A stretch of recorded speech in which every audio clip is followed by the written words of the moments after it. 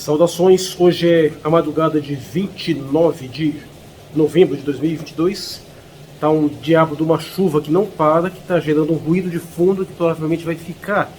Mas eu venho aqui para aproveitar para comentar um filme que eu pretendia ver, mas eu preferia evitar vê-lo antecipadamente, porque eu fui contaminado com uma certa reserva contra o filme, que foi a nova versão do Predador, chamado Prey.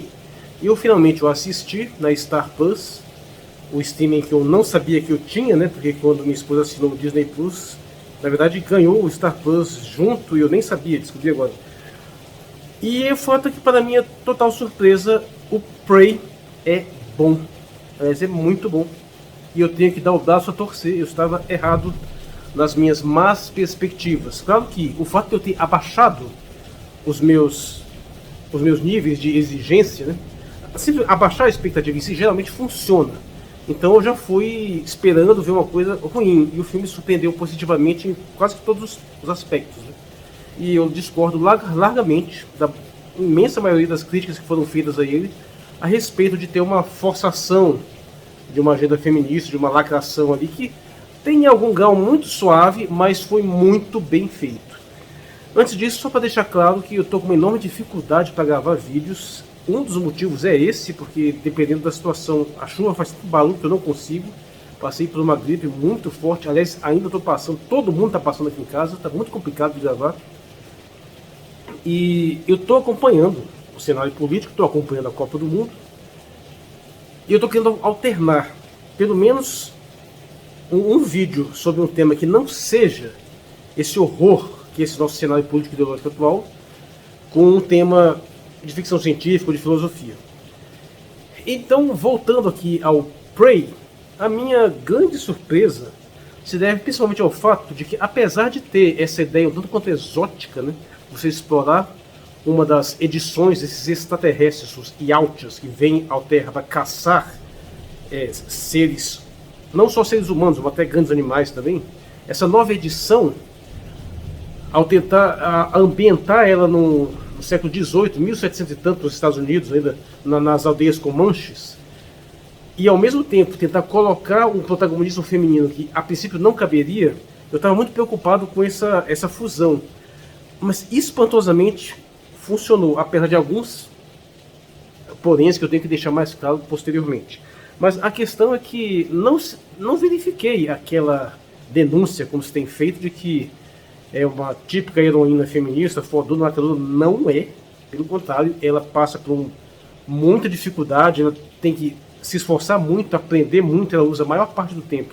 Ela usa astúcia, usa estratégia, e não muito diferente do que aconteceu de fato desde o primeiro filme com Schwarzenegger, né, que no final ele consegue derrotar a criatura, não é na força física, ele consegue derrotar a criatura numa estratégia, montando armadilhas, né?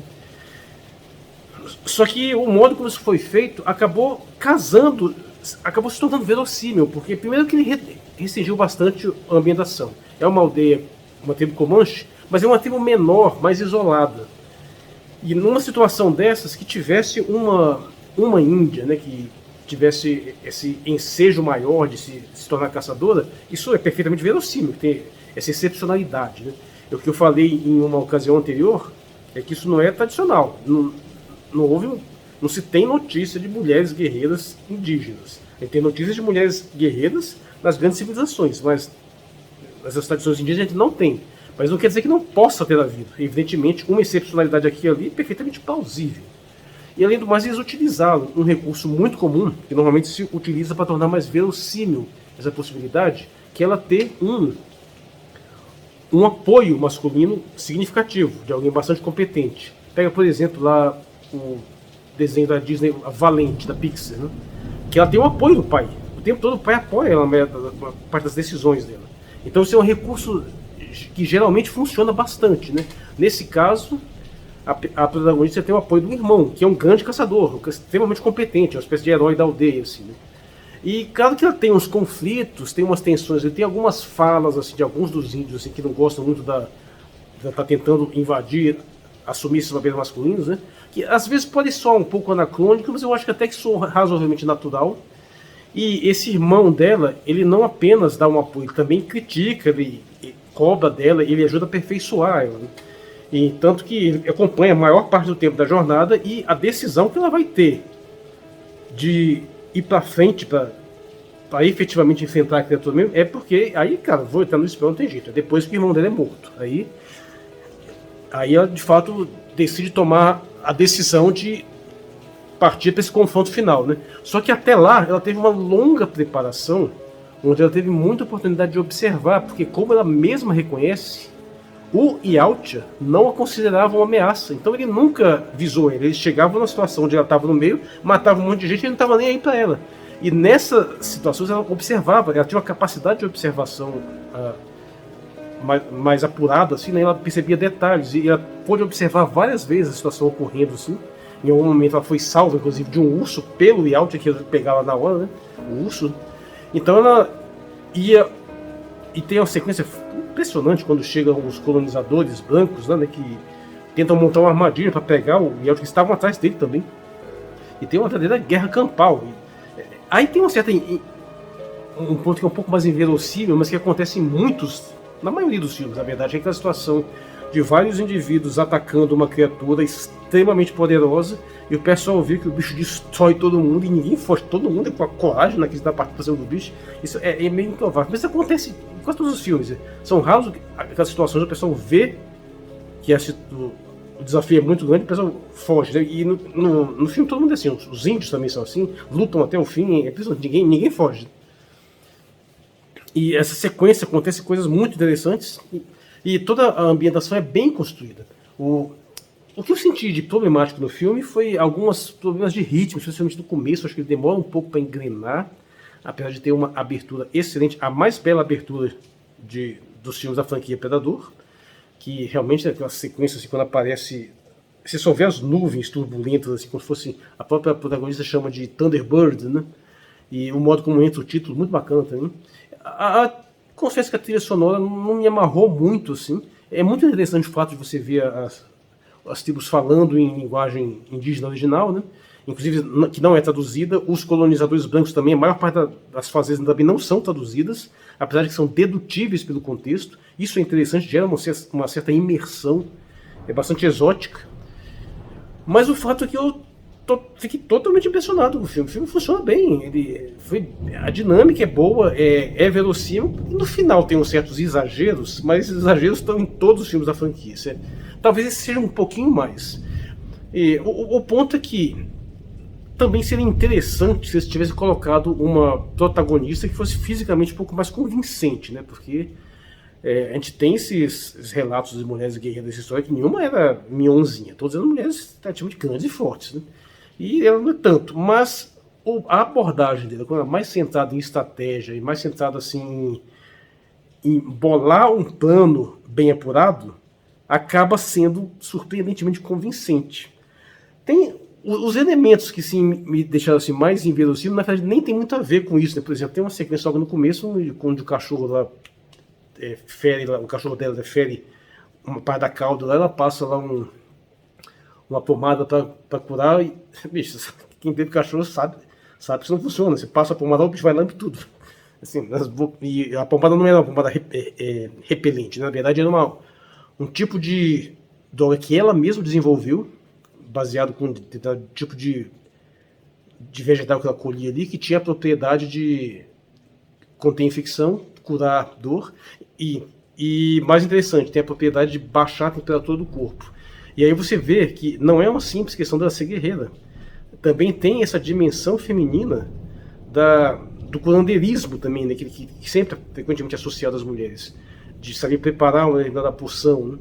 É claro que essa parte também tem um pouco exagerada, porque você tem uma substância que consiga baixar a temperatura do corpo nesse nível tão rápido, não parece inverossímil. Mas é um recurso teórico que se utilizou para tornar a situação um pouco mais igual, porque nós sabemos, os Yautjas, né, a espécie dos predadores, tem um dispositivo de camuflagem que torna praticamente invisível.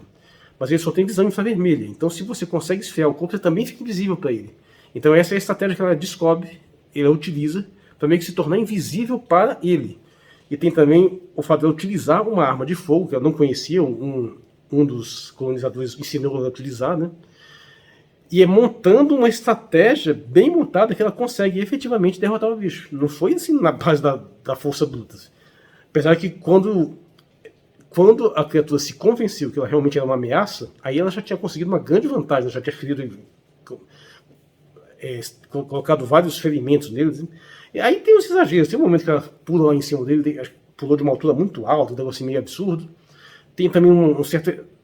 O movimento final que ela utiliza para derrotar a criatura me pareceu que exigiu sorte demais. Não que não tenha acontecido no primeiro filme do Schwarzenegger, também precisou de uma sorte. Mas eu acho que ali ela forçou um pouco a barra, porque ela, de certa forma ela conseguiu usar uma tecnologia dele contra ele próprio. Né?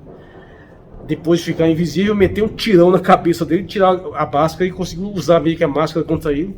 Só que eu acho que ficou um pouco forçado ali, porque por mais que eu tenha sido observadora, não pareceu tão verossímil que ela fosse capaz de deduzir exatamente o que aconteceu com aquele dispositivo ali. Mas o fato é que funcionou também, não é absurdo, funcionou, e o modo como ela derrota a criatura acaba sendo convincente. Né? Até porque passou por uma situação onde ela quase morreu numa...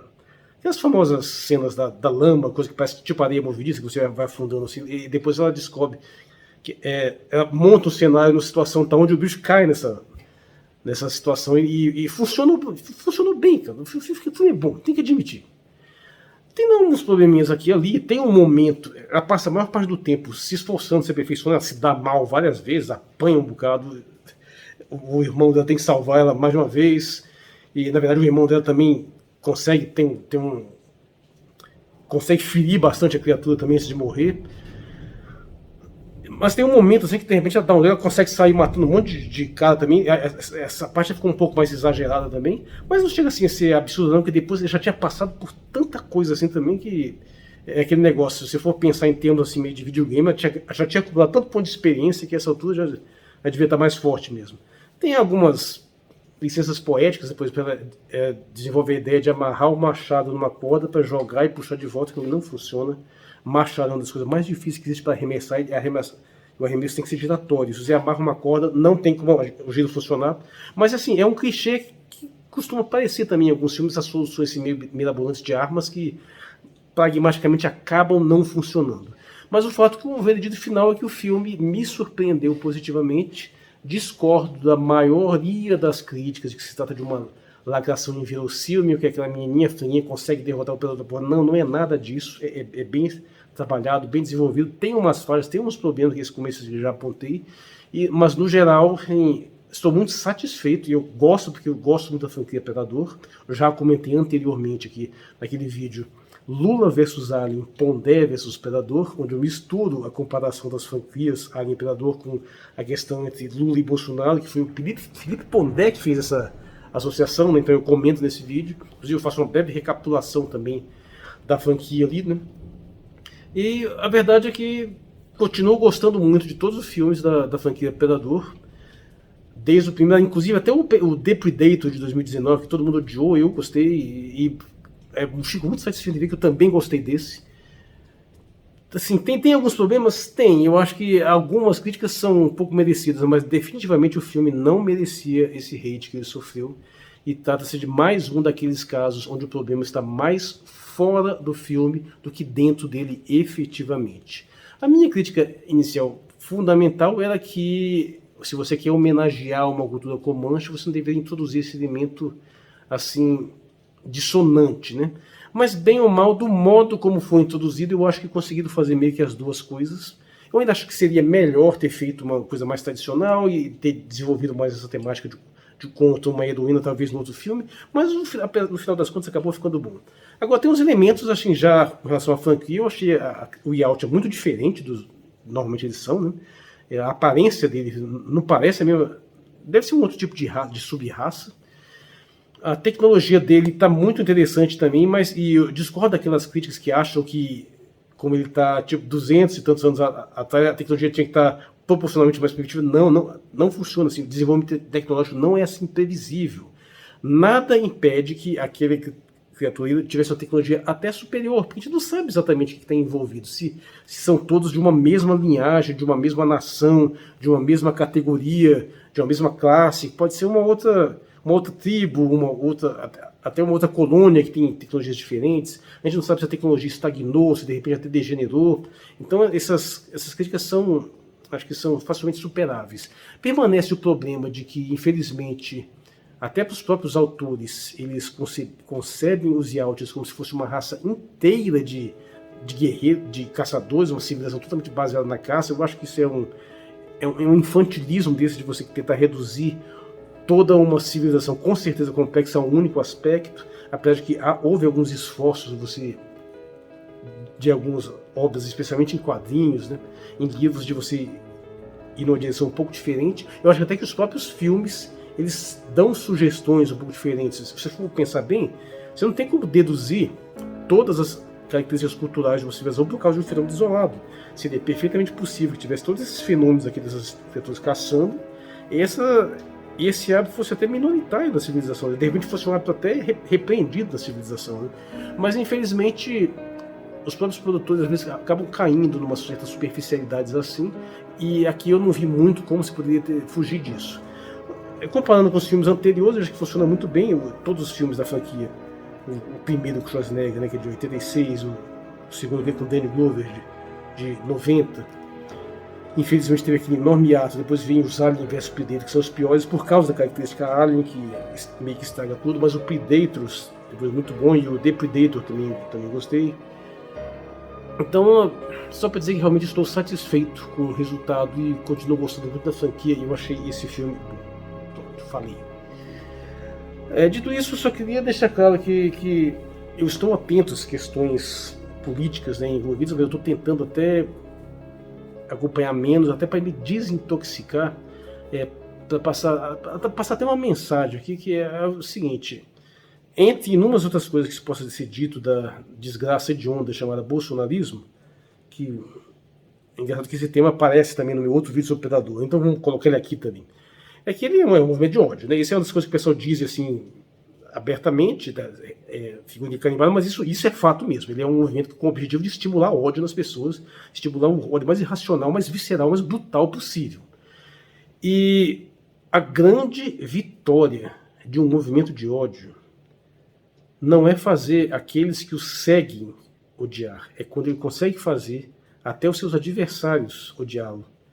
Então eles direcionam essa perversidade, essa crueldade abjeta, essa insanidade grotesca e monstruosa contra tudo e todos, porque é isso que o anticomunismo faz, para gerar essa coisa hedionda. E a gente vê essas coisas grotescas acontecendo o tempo todo, a gente vai ficando tão revoltado, a gente começa a odiar de volta, e é isso que a gente tem que tentar evitar, bicho, não se deixar contaminar por essa coisa pérfida, monstruosa. Então, pense bem, se você consegue resistir a essa tentação, lembre-me um dos meus vídeos mais antigos, não se deixe levar pelo ódio, toma as suas providências necessárias para não ser contaminado por esse sentimento, porque enquanto você não for contaminado pelo ódio, a vitória desse movimento nunca vai ser completa. Aliás, ele vai estar sempre num certo grau de derrota. Isso não significa que não tenha sido combatido dura e violentamente. Infelizmente, não vejo uma disposição clara, principalmente na esquerda, que está completamente emasculada, completamente castrada para fazer um enfrentamento sério, fica confiando em polícia, confiando em exército, que já estão contaminados por esse movimento nefasto. Eu insisto em dizer que a esquerda tem que voltar para suas raízes, tem que criar milícia, sim. O PT tinha que aparelhar tudo mesmo para poder fazer frente a isso, porque esses criminosos, assassinos, psicopatas, eles estão fazendo isso, eles não vão parar em momento nenhum. E, infelizmente, a única forma de enfrentá-los é manter um determinado grau de radicalização. Você só não pode elevar esse grau ao ponto de se tornar tal como ele, tão monstruoso quanto ele, porque, infelizmente, é muito difícil você evitar, se você se transformar num monstro quando você enfrenta monstruosidades tão grotescas como é o bolsonarismo, né? Eu vou ver se eu gravo mais alguns vídeos. Agora tem muita coisa para acabei de ver Free Guy, aquele filmezinho também na Star Video, com Ryan Reynolds, e estou absolutamente surpreso, porque o filme é mais sério do que parece e permite reflexões muito sérias, especialmente com relação a esse horror que foi cometido aí no Espírito Santo. Mas eu vou ficando por aqui, fechar esse vídeo em apenas 20 minutos. Eu sou o Marcos Valério XR, na madrugada de 29 de novembro de 2022, acabou a chuva, até que enfim, Muito obrigado por sua atenção.